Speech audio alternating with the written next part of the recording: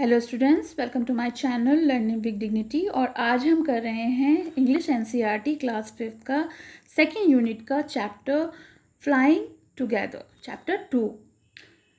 What happened when you did not do as they asked you to do. क्या होता है जब हम वो नहीं करते जो हमसे कहा जाता है।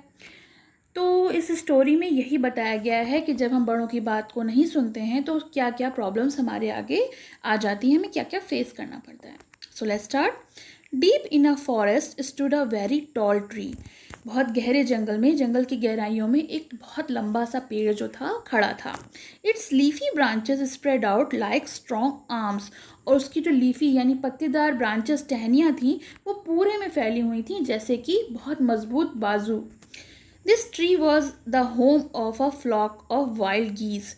ये जो फ्लॉक क्या कहते हैं, जो ग्रुप ऑफ बर्ड्स होता है उसे हम फ्लॉक कहते हैं, यानी जो बहुत सारी चिड़ियाँ एक साथ रहती हैं तो उसे हम फ्लॉक कहते हैं। यहाँ पे वाइल्ड गीज जो थी वो झुंड बनाकर रहती थी, ये उनका घर था। They felt safe there. और ये जो थी वो सारी वहाँ पर अपने आप को सुरक्षित महसूस करती थी। One of the geese was a wise old bird. उनमें से एक गीज जो थी वो बहुत बुद्धिमान और बूढ़ी चिड़िया थी, मतलब बहुत बड़ी चिड़िया थी। ही noticed a small creeper at the foot of the tree. उसने नोटिस किया कि एक छोटी सी बेल, क्रीपर होती है बेल, जो किसी भी जो एक प्लांट होता है जो सपोर्ट लेकर किसी चीज़ पे चढ़ता है उसे हम क्रीपर कहते हैं, जिसे हिंदी में बेल कहा जाता है। उसने ट्री के फुट पे, यानी जो ट्री है उसके नीचे से स्टार्ट होता है तो रूट्स की तरफ से उसने बढ़ना शुरू किया है। He spoke to the other birds about it. और इस बारे में उसने बाकी चिड़ियों से बात की। Do you see that creeper, he said to them. तो उसने सबसे कहा कि तुमने उस क्रिपर को देखा। लेट अस डिस्ट्रॉय इट, चलो उसे नष्ट कर दें। Why must we destroy it, आज द गीज इन सरप्राइज। तो सारी गीज सरप्राइज होके बोली कि क्यों भाई, हम उसे क्यों नष्ट कर दें। इट इज़ सो स्मॉल, वो बहुत छोटी है। What harm can it do, वो हमारा क्या नुकसान कर सकती है। तो इस जवाब में जो ओल्ड बर्ड थी उसने उत्तर दिया कि माय फ्रेंड्स, दोस्तों, that little creeper will soon grow. वो छोटी सी क्रीपर जो है वो जल्दी बड़ी हो जाएगी। As it creeps up this tree it will become thick and strong. और जैसे जैसे वो चढ़ेगी इस पेड़ पर वो मोटी होती जाएगी और ताकतवर होती जाएगी। वट ऑफ दैट, इससे क्या होगा। वो what harm can be a creeper do us, और वो छोटी सी क्रीपर हमारा क्या नुकसान कर लेगी। ये सारी चिड़ियों ने मिलकर कहा। Don't you see, replied the wise bird. तो बुद्धिमान चिड़िया ने कहा, आपको दिखता नहीं है। With the help of that creeper it will be possible for someone to climb this tree. ये संभव है कि उस क्रीपर की सहायता से कोई भी पेड़ पर चढ़कर आ सकता है। अ हंटर कैन कम अप, एक शिकारी ऊपर आ सकता है, and kill us of all, और हम सबको मार सकता है। Well, there is no hurry, they replied. The creeper is very small. It would be pity to destroy it now. सारे लोगों ने उत्तर दिया, सारी चिड़ियों ने उत्तर दिया कि अभी कोई जल्दी नहीं है। वो क्रीपर जो है वो बहुत छोटी सी है और हमें उसे डिस्ट्रॉय करने में इस समय बहुत दया आएगी। पिटी मतलब दया करना। Destroy the creeper while it is still young, the old bird advised. उस ओल्ड बर्ड ने यह सलाह दी कि अभी वो छोटी है, इसलिए हमें उसे नष्ट करना ज़रूरी भी है और आसान भी। Now it is tender, tender होता है सॉफ्ट या weak, and you can cut it easily. तो उसने कहा कि अभी वो नाजुक सी है, पतली दुबली सी है और हम इसे आसानी से काट सकते हैं। Later it will become hard, थोड़े समय बाद वो हार्ड हो जाएगी, and you will not be able to cut it, और फिर तुम लोग इस लायक नहीं रहोगे कि अपनी चोंच से, अपनी बीक से उसे काट सको।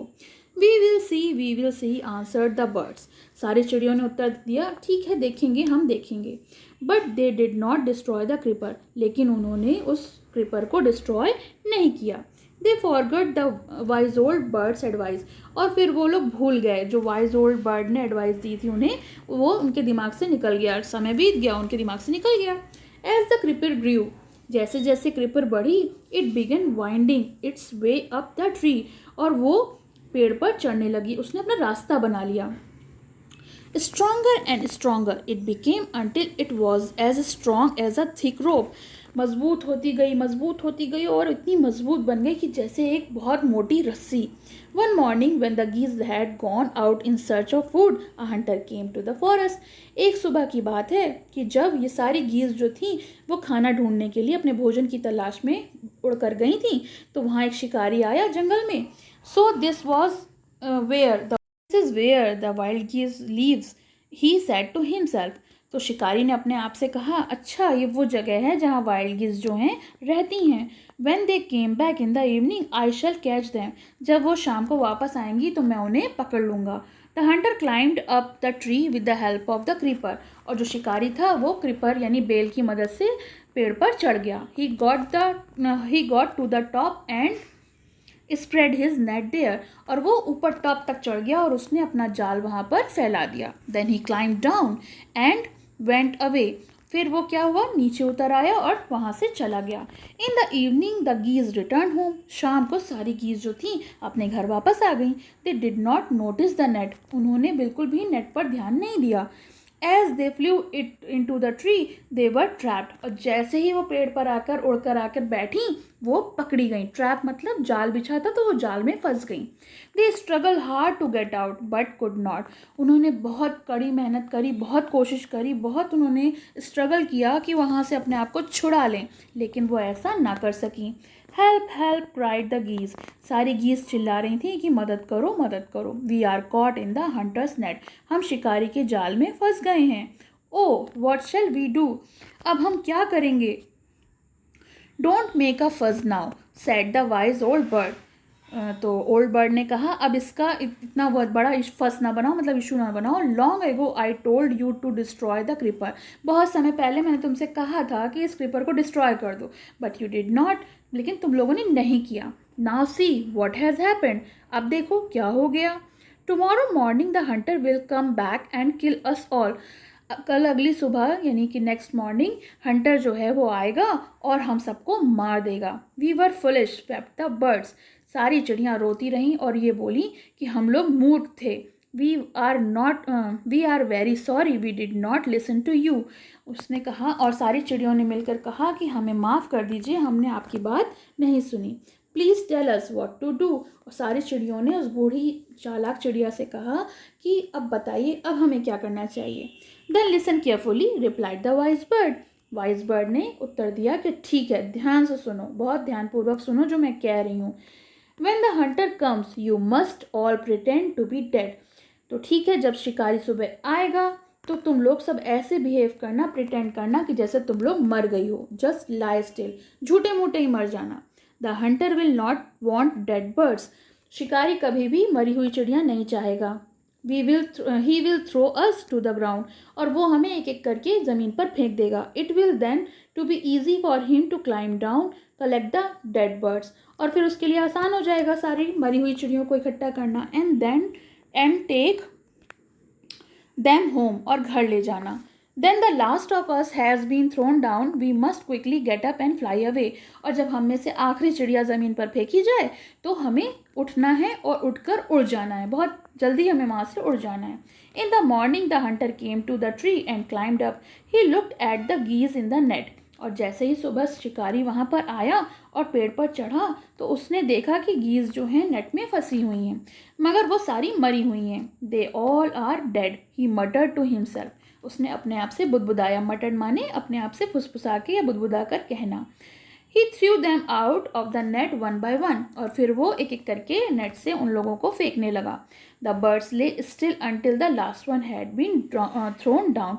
और जो चिड़ियाँ थीं वो वैसे ही मरी हुई पड़ी रहीं जब तक कि आखिरी चिड़िया वहाँ पर फेंक नहीं दी गई. Then all at once they caught up. और फिर एक साथ सारी की सारी उठी. फ्लैप देयर विंग्स, अपने पंखों को फड़फड़ाया. एंड फ्लू अवे, और साथ में उड़ गई. The hunter was taken by surprise. Hunter को बहुत सा आश्चर्य हुआ. From the top of the tree he watched all the geese fly away. और पेड़ के ऊपर टॉप से वो ये देखता रह गया कि सारी चिड़ियाँ जो थी, ये देखिए सारी चिड़ियाँ जो हैं वो उड़ गई, सारी गीज जो हैं वो उड़ गई. तो ये चैप्टर का एक्सप्लेनेशन फिनिश हुआ. अब हम अपने न्यू वर्ड्स देख लेते हैं. गीज प्लूरल ऑफ गूस. तो ये जो है वो प्लूरल होता है गूस का. Creeper plant that need support to grow usually along a wall और अ ट्री. कोई भी प्लांट जो सपोर्ट लेकर चढ़ते हैं उन्हें हम क्रिपर या क्लाइंबर कहते हैं. वाइंडिंग गो इन सर्कुलर या स्पिरल कोर्स. वाइंडिंग होता है कोई भी चीज़ गोल घुमावदार जो होती है उसे हम वाइंडिंग कहते हैं. गोल घूम कर चढ़ती है, जैसे बेलें जो हैं वो पेड़ पर गोल चढ़ती हैं. मटर्ड spoken in a low tone, जब बुदबुदाना, मटर्ड जो होता है वो धीमी आवाज़ में अपने आप से बात करने को हम मटर्ड कहते हैं। Flapped move wings up and down, फड़फड़ाना, पंखों को ऊपर नीचे करके फड़फड़ाने को अप एंड डाउन मूवमेंट को हम फ्लैप्ड कहते हैं। Now let's start the question answers. Where did the geese live? The geese lived in a leafy branches of tall tree. कहाँ रहती थी? लीफी ब्रांचेस में रहती थी, एक लंबे से पेड़ के लीफी ब्रांचेस में। The geese lived in the leafy branches of the tall tree. Why did the old bird advise to other birds to destroy the creeper? जो बूढ़ी वाली चिड़िया थी उसने बाकी सबसे क्रीपर को डिस्ट्रॉय करने के लिए सलाह क्यों दी? The old bird advised the other birds to destroy the creeper because it to climb up the tree and kill all of them.